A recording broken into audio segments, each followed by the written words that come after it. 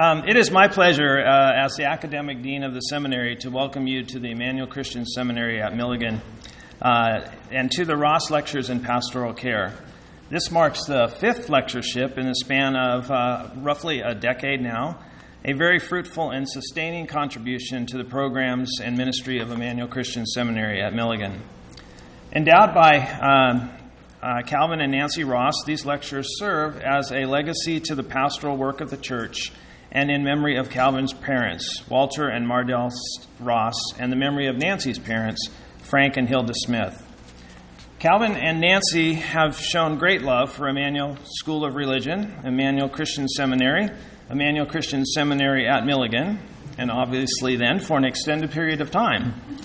Great love in service, in encouragement, in vision and support, in holding to the best values of the Stone Campbell tradition, with its own mission of making vital contributions to the ecumenical goals of churches everywhere. They love God, they love God's church, they love and respect people and creation, exhibiting a deep love for learning about the breadth of knowledge that God reveals to us in various ways through our own inquisitiveness and exploration. These lectures are intended to focus on the theory and practice of pastoral care relative to a contemporary theme, and to create interdisciplinary conversations for effective teamwork among ministers, students, educators, laity, medical practitioners, and peace and justice advocates. With gratitude for the generous gift that makes these lectureships possible, I now welcome Dr. Calvin Ross to the podium to welcome our keynote speaker.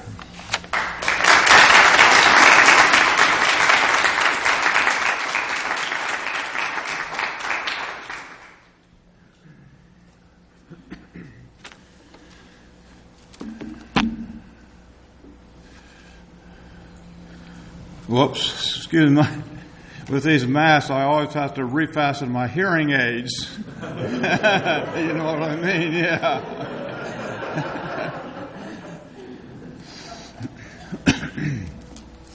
Thank you, Dean Ramsaran, very much for those kind words. It's my pleasure to introduce our speaker for the lectureship this year.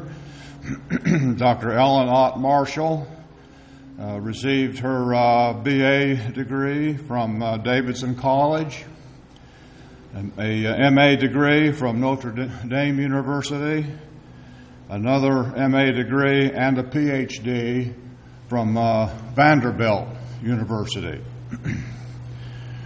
Prior to joining the Candler faculty in 2009, Dr. Ellen Marshall worked with the refugee resettlement programs of the Church World Service and the United Methodist Committee on Relief, and served as the lead writer for God's Renewed Creation, a pastoral letter and foundation document for the United Methodist Church Council of Bishops. Dr. Marshall's work focuses on contemporary Christian ethics, with particular attention to violence, peace building, and conflict transformation. She's also interested in questions about gender and moral agency and the dynamic relationship between faith, history, and ethics. She's the author of 3 books and the editor of 2, and has published essays on welfare reform, the use of film to teach ethics, and the United Methodist response to war. Her most recent book, Introduction to Christian Ethics, explores the question, how do we live a good life in the midst of ongoing conflict? Dr. Marshall co-convenes the Religion, Conflict, and Peace Building Initiative for Emory's Graduate Division of Religion. She also serves as the co-chair for the Religion, Social Conflict, and Peace Group of the American Academy of Religion. In 2011, Dr. Marshall received Candler's On Eagle Wings Excellence in Teaching Award for faithful and dedicated service. And in 2013, she won the Candler Faculty Person of the Year Award. In 2015, she was awarded the Emory Williams Teaching Award, the highest teaching award granted by the university. In 2019, she received the Emory Provost Distinguished Teaching Award for excellence in graduate and professional education.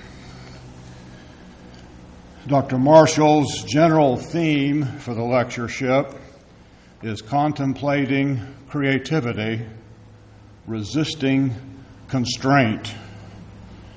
For this morning, the topic is no contact connections. Please join me in welcoming Dr. Ellen Ott Marshall.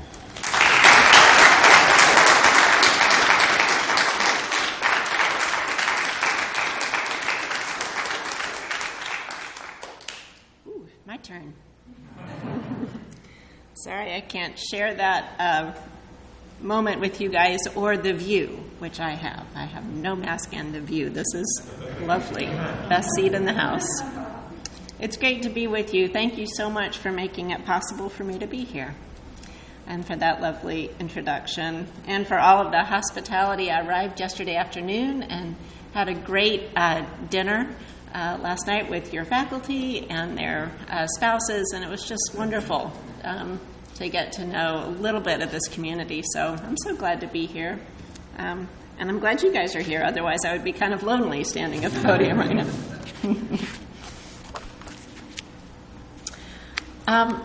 So we're starting one of three conversations today. And this first one is trying to think together with you. I feel like I should greet the other people. Hello, people in Zoom land and live streaming too. So what I want us to do this morning is to think about something that we've all been experiencing, which is the various constraints of COVID and how we have navigated around those in a variety of ways to still maintain connections. That's the point. And I want us to think about that first and with just a number of examples from sort of the reflection over the last 20 months. And then I'm going to take you into some literature in my field of ethics that talks about this concept in a kind of formal way. And then we'll come back to the no contact connections a little bit. So here we go. So I'm going to take you back to March of 2020 when the coronavirus began shutting down our activities. Soon, of course, it would be impacting much more than our calendars. The losses over the last 20 months are staggering. Around the world, 4.5 million people have died. That is a staggering figure. In the United States, 715,000 people have died. Innumerable people have been sick, some quite sick, in dealing with the lingering effects of the virus. People have lost their jobs, their homes. Families are unable to pay rent, experience food insecurity, remain behind in their bills and worried about their future. Disparities in health and healthcare, in educational access, worsened by reliance on technology, in caregiving labor, all of these things are exacerbated and rendered more visible by the pandemic. The coronavirus, which is horrific on its own, renders more visible pandemics of structural injustice and gross inequality that also plague our society. So we have pandemics within pandemics. And layered into all of this grief and loss is anger and frustration and division. Families and friends and communities and churches are divided over whether and what to mandate. and how to think about personal freedom and public good. So there is much to grieve and many needs still to address. Now, in March of 2020, before the full impact of the virus became known, those of us who are not essential workers found ourselves in isolation with calendars wiped clean. Do you remember that moment? That kind of, oh my gosh, things are canceled, and that's canceled, and that's canceled, and that's canceled. During these months, I began keeping a log of the ways I observed folks maintaining some connections across these constraints of isolation. So I want to begin by reminding you of just an assortment of these, with some stories and some images, and I invite you to think about other stories and images that you know, heard about, or things that you experienced. This is the question: how did you maintain some connections without contact when COVID-19 shut down our lives? So this image on the screen, I love. It was one of those things. Someone posted it on Facebook, and I said, oh, look at that, and sort of captured it. It's a piece by a German artist, and I just love it. It captures something that was amazing to me early on in the pandemic. So I live in a single-family dwelling, a house with my family. I've got 3 kids and a spouse, and we have a big, lovable, unruly dog, and a Madagascar hissing cockroach, which is another story. I'll save that. We also have a yard, and we have an undeveloped lot behind us. So that means that we have easy access to the outdoors, green space to walk in the neighborhood, and even this sort of greenery right outside from our back deck. That deck and that yard is where we spent a lot of time during the spring and summer of 2020, and then the fall of 2020 and the spring of 2021.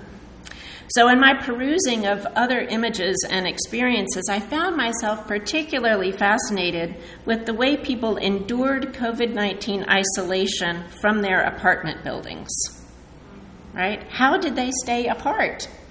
And how did they stay connected? So I love the image of pouring coffee out the window into a cup below, right? So you'll remember some of these stories. One of the first stories that I heard about was people singing and making music from their balconies in Italy. Do you remember this?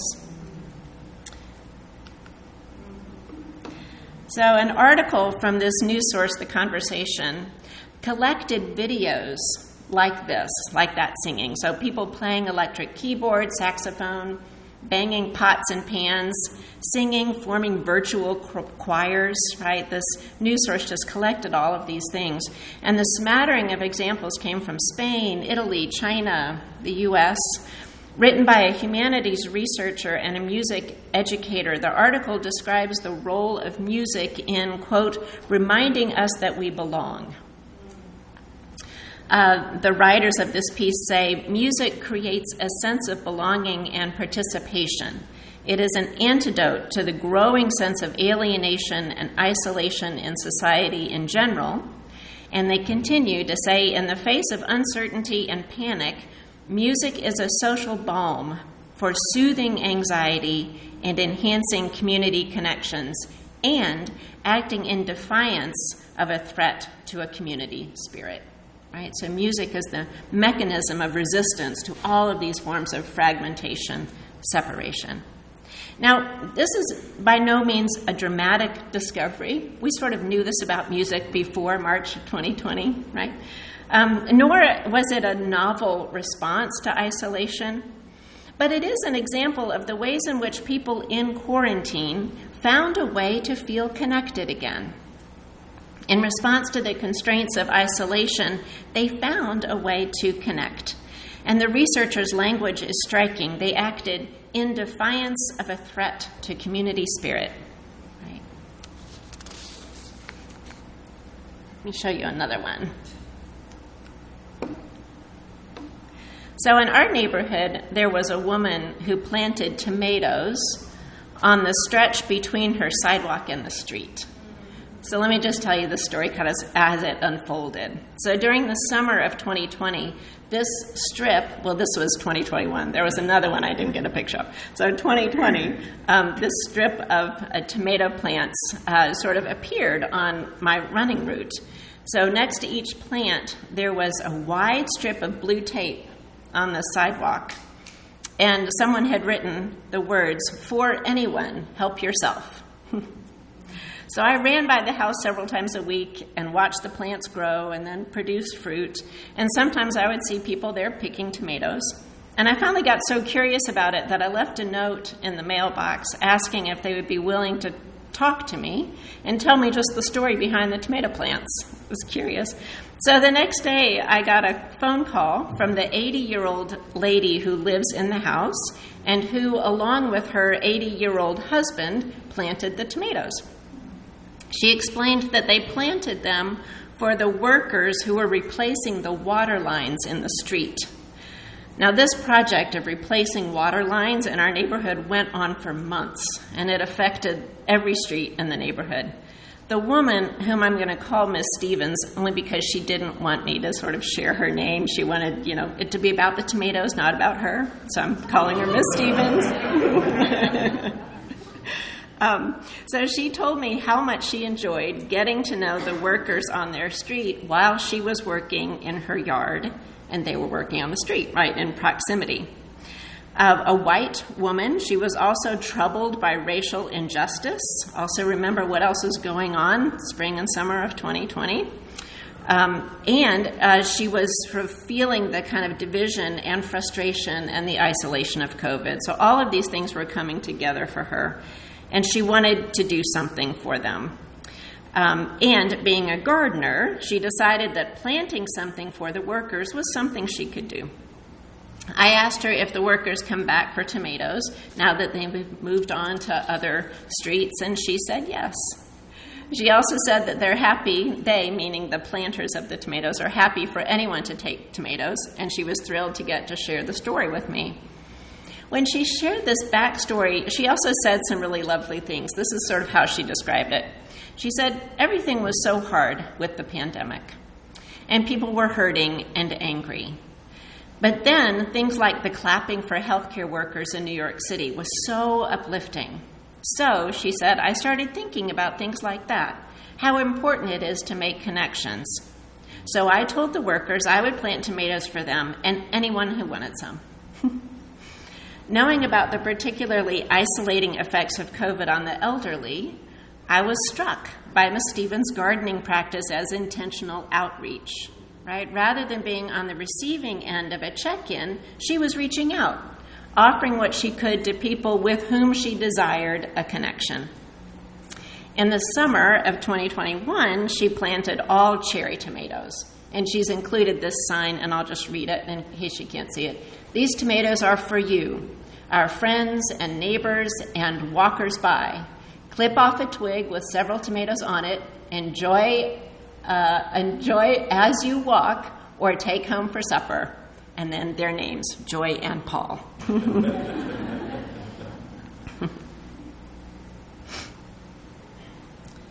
People also found ways to celebrate together, right, from a distance. I hope you guys did some of these things. You might have participated in a drive-by birthday party of some kind, right? In the spring of 2020, we used a 6-foot table to connect with one set of grandparents for my twins' 13th birthday, and then Zoom to connect with the other grandparents for the same occasion. Abiding by protocol, but being together. I loved all these images that I kept seeing of families finding ways to connect with grandparents or elderly friends, and I loved seeing the creative things that older people did to get to see their grandkids, right? The creativity just went both ways. So you attended drive-by things. Perhaps you also attended virtual weddings and graduations. So many creative ways to mark milestones. Of course, some of the most poignant no-contact connections happened from hospital rooms, where patients were separated from loved ones. One of the cruelest features of COVID has been that dying patients are not able to be with their loved ones. The constraints of quarantine I just have to pause to say I'm struggling with verb tense in this lecture. Is this past? Is this present? I keep sort of tripping, so I apologize if my grammar is inconsistent, but it's a real thing, right? The constraints of quarantine mean that loved ones cannot accompany or even visit hospitalized patients. As several news reports have documented, hospital staff rely on technology to connect patients with their family members. So nurses and hospital staff help patients to see and to talk with family members using a tablet or a camera installed in the room. And again, perhaps some of you had this experience. Sometimes there was a CNN story last year that tracked this and told a particular story of a doctor named Mark Shapiro at Santa Rosa Memorial Hospital in California, who shared his story on Twitter, right, and then CNN picked it up. But this is what he said about it. As the ICU team makes ready, there's a key step we mustn't forget. At first, he, meaning the patient, says, no, I can't deal with the technology, right? No. But we encourage him. The nurse brings the iPad, and with the last air in his shattered lungs, he says goodbye to his family over an internet connection. These internet connections are not ideal, of course. We all know that, but they constitute the best way to connect people during a pandemic, the doctor said. Again, we see people using what they can, technology, flawed as we know it is, to make a connection among loved ones separated by illness and quarantine.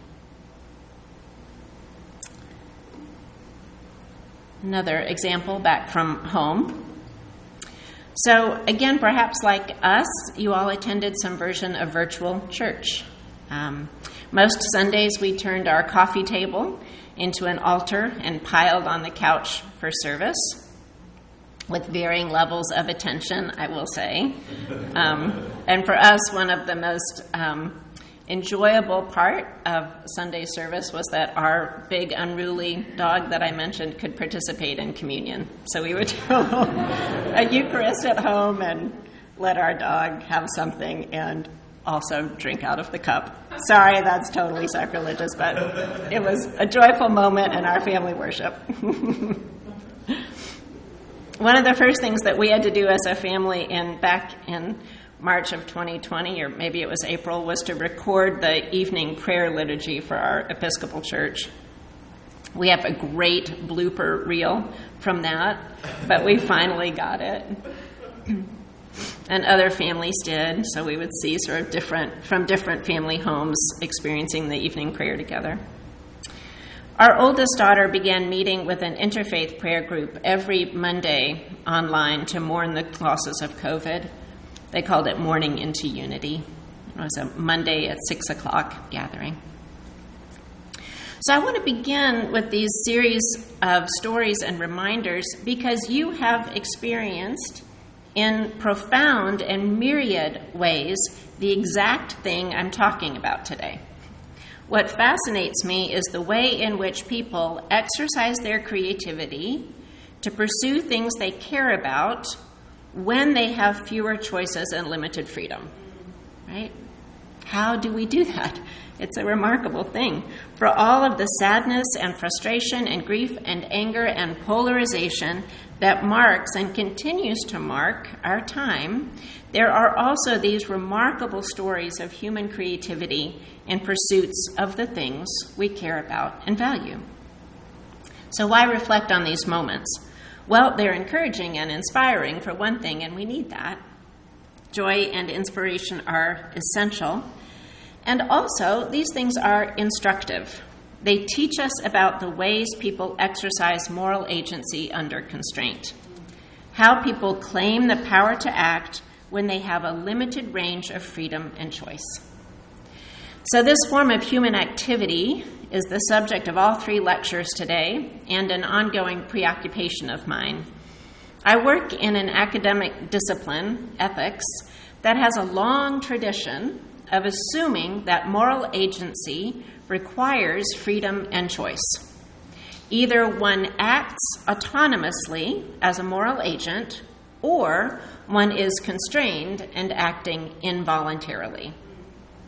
So deep in the bones of my discipline is the assumption that moral agency requires freedom. And this is just simply not true. People exercise moral agency under various forms of constraint all the time, and what they do is worthy of moral reflection. It is also a space for theological reflection on the presence of a God who is always and everywhere doing a new thing. That's the subject of the third lecture this evening, contemplating creativity, what God is doing in these spaces. In this first lecture, I'm using our shared yet varied experiences of no-contact connections to define some terms and lay some groundwork conceptually. So if and when I get a little too deep in the weeds of my particular academic discipline, I invite you to let your mind wander back to these experiences of no-contact connections. Let your experiences of constraints during COVID guide you into thinking about the ways that you exercised moral agency. How do you maintain connections with people? How do you do ministry? How do you support your family and friends in happy and sad times? How do you help people in need? How did you teach and learn? How do you teach and learn? How did you support essential workers or attend a dance recital? In all of these activities, you exercised moral agency, and you did so in some form of constraint. So hang on to that as I dive into the way that my colleagues in the field talk about it. So moral agency under constraint is the name of a doctoral seminar that I've been teaching for several years. It's also the name of a scholar blog that grew out of that seminar, and this is just a screenshot of that blog. It culminates in a sort of digital exhibit of examples. And it's also one phrase among many to describe a kind of and condition for human action. It surfaces in theological debate about moral freedom and sin, and in philosophical debate over praiseworthy and blameworthy action, right? What can you be held responsible for? What should you be praised for? Well, the thing that you do voluntarily, right? That's where that surfaces. This same concept occupies a prominent space in social ethics projects that examine the structures that impinge on human survival and flourishing and map routes for social change and transformation. It also constitutes a type of character in literature and art. It's the tragic hero, the rebel, the fool, the persistent widow. She's a moral agent under constraint, one who simply keeps coming. And it finds myriad descriptions in the burgeoning ethnographic work in our field as scholars describe constrained moral agents in concrete contexts of life, be they everyday or extraordinary. The recognition that moral agency under constraint is everywhere is both energizing and completely overwhelming. I feel a little bit like a kid in one of those massive warehouses full of bouncy houses and slides, right? You're both thrilled and really stymied by the possibilities. That's a total pre-COVID reference, I realize. I think most of those places shut down. So amidst the dizzying array of possibilities, let me clarify again just the purpose of this part of the lecture. So what I'm trying to do is to organize this vast literature in three rough and kind of overlapping categories, just to try to sort out the mess, like I'm always trying to do in my closet, right? What is in there? Pull things out, try to make some stacks. So I'm going to describe these three kind of categories. And then I want to bring into the conversation Reverend Dr. Katie Cannon, who for me is not only a formative figure in the field of Christian social ethics, but really helped to launch this study of moral agency under constraint. And then I've got a definition, and then we'll come back to our COVID cases. So there are many different ways to organize this vast and varied literature. And I found that one helpful way is to focus on a question of why. Right? Why do these scholars or people or writers or authors, whomever they are, why do they point to constraint, right? And what I keep thinking or finding is three sort of general reasons. So some people point to constraint when they're describing human activity. They point to constraint in order to understand a transgression or a shortcoming.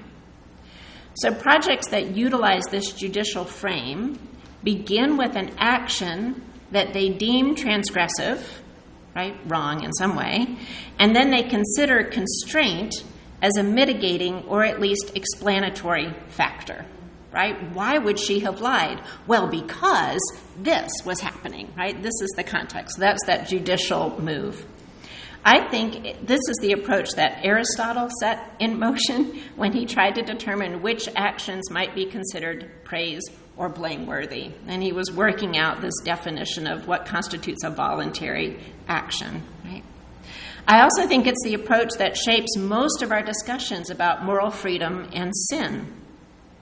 Constraint functions as an explanation for human failure to achieve moral goods or embody moral virtue. It's the approach that we see also in liberative efforts to recast transgressive behavior as necessary to survival and flourishing, right? Again, why did she lie? Well, because she had to in order to survive, right? So whether philosophical, theological, social, or all of the above, these projects begin with a transgression of law, policy, virtue, value, or convention, and then look to the context to determine whether that transgression is justified. So it's functioning in a judicial frame, right? That's the first little bunch. The second approach kind of bristles at all of these normative and evaluative exercises and considers constraint simply because constraints exist. This is a descriptive frame, and it claims no moral agenda, though it does sometimes include an argument against universal constructions of human experience. Like they say, we need to pay attention to context. We need to look at contextual particularities. But they do so in a descriptive sense. So as a corrective to theoretical projects of the unencumbered self, scholars working in this descriptive frame set out to describe human beings as situated as we are in social and cultural worlds that shape choice and limit freedom, right? It's a descriptive move about the human condition embedded in structures. These scholars insist that moral concerns do not drive their description, but their descriptions do include observations about morality or ethical concepts. They are part of the ethical turn in anthropology. And this is language from Cheryl Mattingly, who has a wonderful book called Moral Laboratories, which is a great example of this.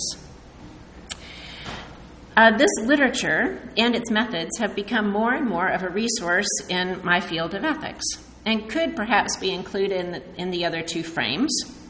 But I think it's important to keep it distinct because of this issue of the why.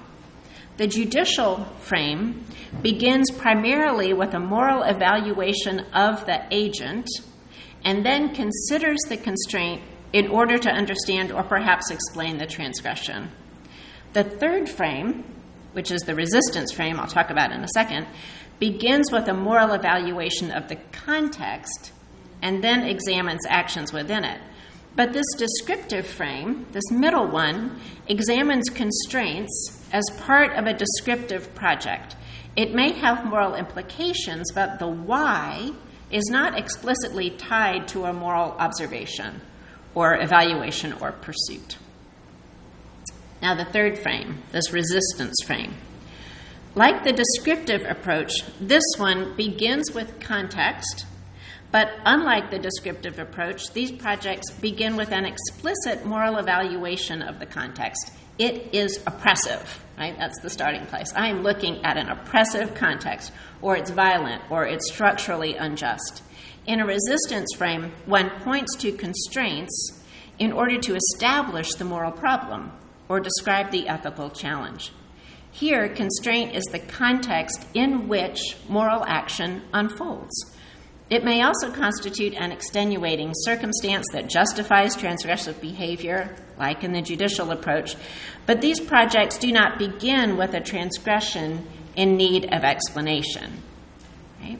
They begin with an oppressive or violent or unjust circumstance and a curiosity about how people live there. How do they survive? How do they advocate for change, build relationships, pursue education, find clean water, comply, subvert, openly agitate, or cleverly undo? Resistance here means many things, from open rebellion to compliance for the sake of survival. So the term resistance may not be the best, and I'm open to suggestions. But my point with this frame is that the purpose of pointing to constraint is to describe a context evaluated as morally problematic and yet populated with moral agents who are making a way there. This phrase, making a way, signals something representative for the resistance frame, and it also signals the necessity of acknowledging womanist ethics, and particularly the work of Katie Cannon, as foundational and formative to this study.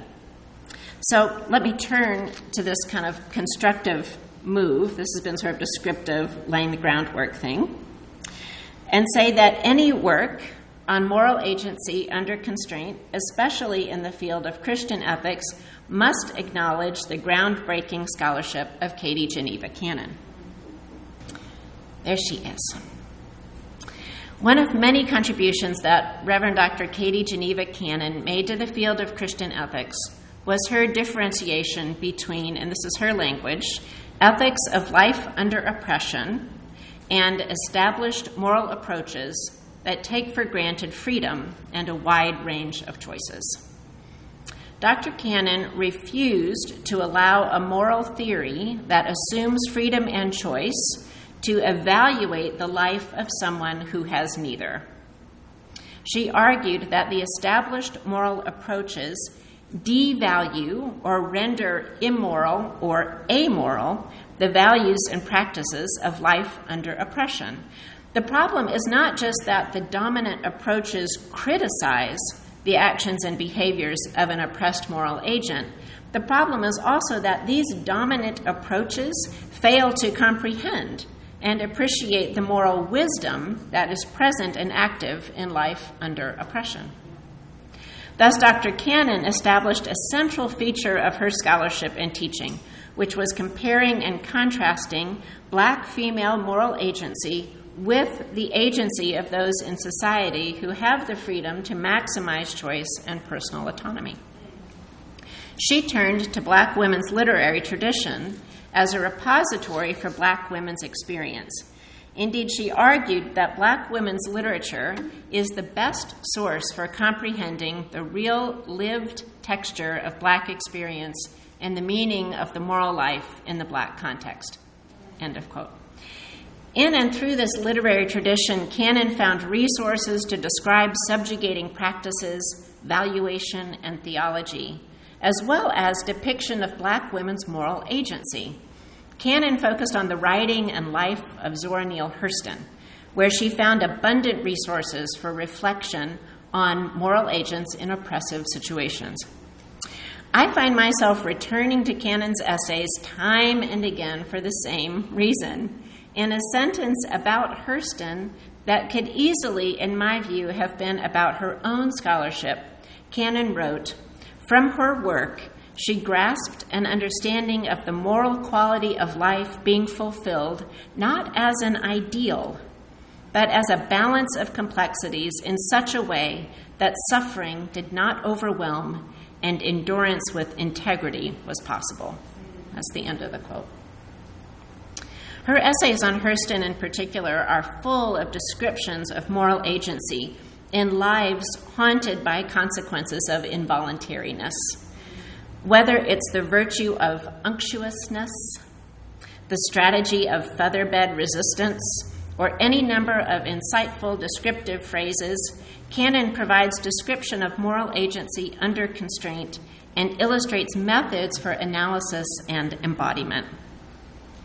Creatively straining against the external restraints in one's life is virtuous living, she wrote. I'm just going to say that again. Creatively straining against the external restraints in one's life is virtuous living. Again, what she wrote about others could have been said about her own work. She wrote, Black women writers authenticate in an economy of expression how Black people creatively strain against the external limits in their lives, how they affirm their humanity by inverting assumptions, and how they balance the continual struggle and interplay of paradoxes. More so than any other contemporary figure, Dr. Cannon shaped my awareness of models of moral agency under constraint and methods for studying and teaching them. But this is more than an individual occurrence. Dr. Cannon is one of our field's leading figures on the question of moral agency under constraint. Her scholarship and teaching shaped the particular methodologies of womanist ethics and also stand as a resource and example for any scholar who takes an investigation of moral life under oppression seriously. I'm emphasizing this. I'm arguing with other people, not you. There's a tendency in our tradition to keep overlooking Dr. Cannon's work exactly on this. And so there was a big publication that came out last year on structural constraints, not one footnote to Dr. Cannon. I'm just furious about it. So anyway, I'm not arguing with you. I'm arguing with these other people, right? So all of this is to say that my appreciation of and indebtedness to Katie Cannon are deep and genuine. And still, given the appropriation and exploitation of Black women's labor by white women, I need to be really careful about what I'm doing and what I'm not doing right now. So let me plainly state the obvious. I am not doing or claiming to do womanist ethics. I am not making claims about Black women's moral agency. I'm not carrying Cannon's substantive comments about Black women's experience over to another group or context, nor am I extending the conditions of life for Black women to other people or comparing conditions of oppression across experiences and contexts. What I am doing is taking Dr. Cannon's critical starting point very seriously. I am thinking critically about descriptions of moral agency that assume a wide range of freedom and choice. And I'm trying to pay attention to lives lived under constraint and to the moral practices and wisdom that emerge there. And, again, following her method, I'm turning to literary and artistic resources and to lived experience for descriptions of moral agency under constraint. Through engagement with a wide variety of case studies and in conversations with my students, I've developed a definition of moral agency under constraint that also reflects the influence of Dr. Cannon's language. So I describe or define moral agency under constraint this way: as claiming creative power to act according to a perceived good under conditions that thwart its realization. In the context of limited freedom and choice, moral agents envision and enact possibilities for pursuing goods that remain constantly under threat. All right, I've been talking for a while. Sorry about that. Let's just sort of see where we are. Okay, so I've proposed that studies in moral agency under constraint reflect these three possible frames: judicial, descriptive, and resistance. I've explained why Dr. Cannon is a formative figure, and I've now proposed this definition. So let's return to those examples of moral agency under constraint in the context of COVID. So within these nested pandemics, right, we have observed and experienced unevenly a variety of constraints. Those who fall ill experience the physical constraints of illness and the social constraints of isolation. Family members of patients find their caregiving and expressions of affection, right, touch, limited by quarantine from loved ones at a time when they most long to be together. Essential workers experienced constraints of jobs they cannot leave and isolation from loved ones they dare not infect. Other workers experienced financial constraint from lost wages, and employers felt and feel the financial constraint of lost profits. Virtual school constrains teacher-student interaction, peer learning, and social development. In-person school with public health protocols also constrains interaction and jeopardizes the health of vulnerable teachers and staff. Faith communities that have followed public health protocols by choice or by mandate experience constraints on gathering in person for worship, celebration, and memorials. So people experience the constraints of face masks and social distancing, restricted travel, disruption of social and curricular activities, and outings. Even this kind of random list of constraints makes a few observations really plain. First, constraints do not land evenly. While there are some shared realities here, the constraints of COVID are not uniformly experienced in terms of kind or severity. They are compounded by particular features of social location that predate the emergence of this virus and will persist long after whatever happens next. Second, constraints have internal and external dimensions to them. Some of the constraints in this list are self-imposed, and others are not. That is, mixed in with the variety of experiences, there is also a range of freedom and choice here. Some people choose some constraints. Now, in my view, internal constraints, those things we choose out of a sense of obligation or duty, for example, are still constraints. A constraint is something that limits freedom and choice, and it may be internal and it may be external. Now, this strikes me as a particularly important point, not just for conceptual or theoretical clarity, but it also sheds some light on the division and frustration and anger we continue to experience regarding masks and vaccinations. Although references to freedom pervade our disagreements, none of us is free. We are all in a context of constraint. Actually, we're all in a context of multiple constraints, internal and external, shared and particular, biological and structural, religious and political.